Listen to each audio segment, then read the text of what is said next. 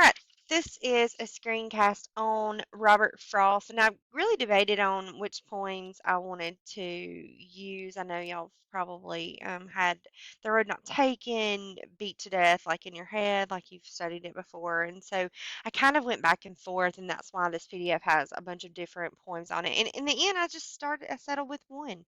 I wanted to do Nothing Gold Can Stay. If you remember maybe from literature in the maybe eighth grade. Maybe you read it in seventh grade. You probably read The Outsiders. It was always one of my favorite books when I was younger. We get that whole "Stay Gold, Pony Boy" that reference that comes from this, and so I figured that this was probably one. It might be a little obscure. You might not have read it before or studied it before, and we're going to talk about it today. So it was written when Frost was 48, and he'd already gone through several personal tragedies. Two of his children suffered from mental illness.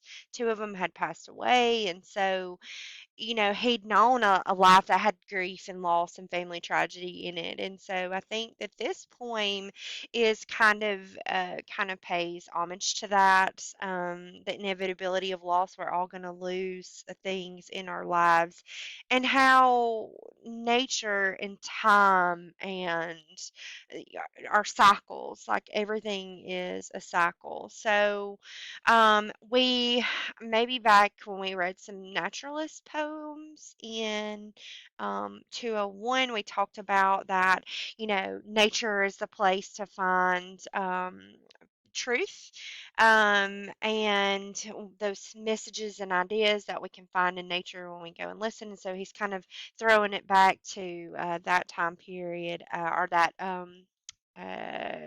literary period as well.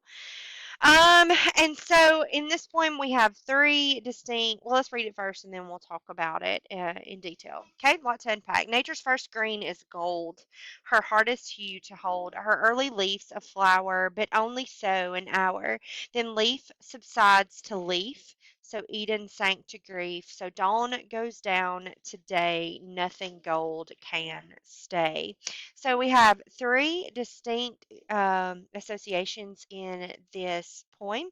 We have the season of spring, we have time, and we also have Eden, from the biblical Eden, Adam and Eve, the Garden of Eden, all of that there. So in lines 1 through 4, nature's first green is gold, her hardest hue to hold, her early leaves a flower, but only so an hour.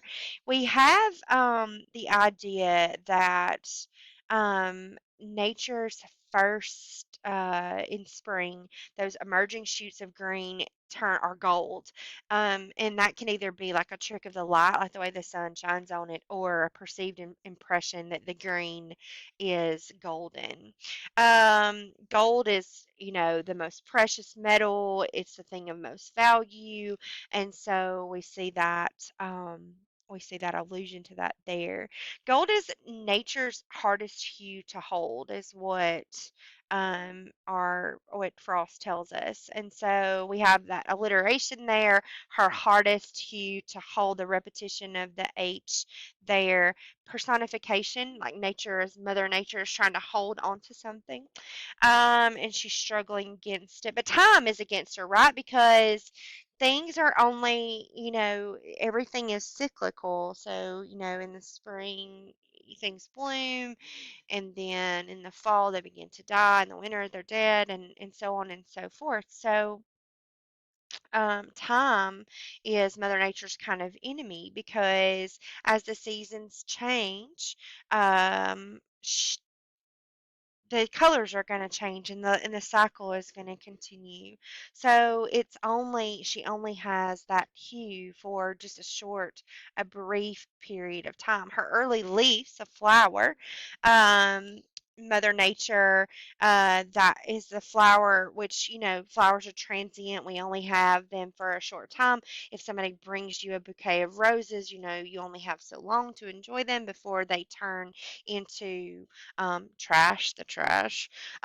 So, which is why I hate getting flowers from somebody, because they die. Like, thank you for your love, but it's going to die very quickly. So, but it's cyclical. Like we have, it's brief. It's only good for just a short amount of time, and that's kind of indicated there in that last line of or line four.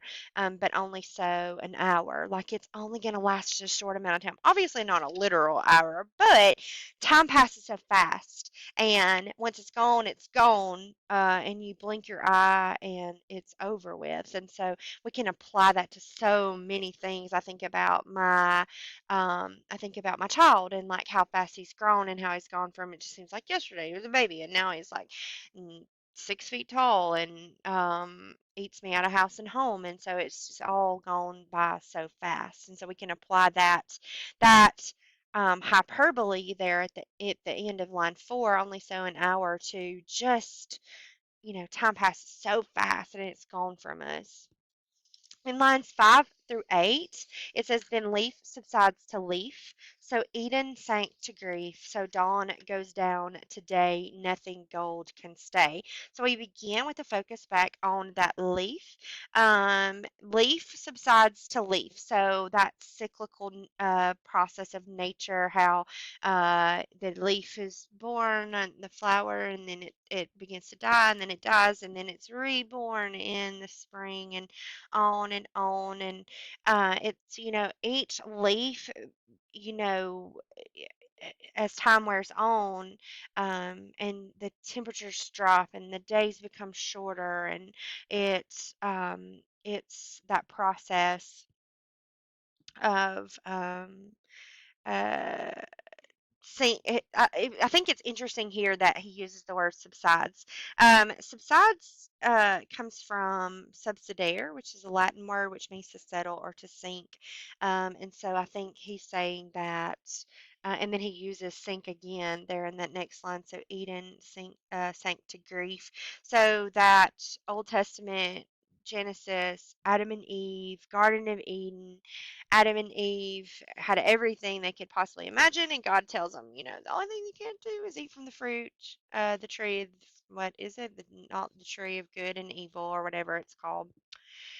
And their lives fall into shame because, well, Eve eats the fruit because the serpent tempts her to do so, and then Adam eats the fruit because Eve gives it to him, and then like their whole life becomes, they sink to grief, they sink to shame, they are kicked out of the garden, and so that is kind of, those two lines are really parallel because ideal situations don't last forever. The leaf is not going to last forever in its green state or its golden state, and Eden, the perfect, ideal, and utopia that Adam and Eve were given, the garden, it did not last forever as well.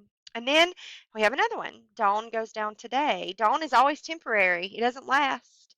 It slides away into day as surely as day slides into night again with that cycle, so on and so forth.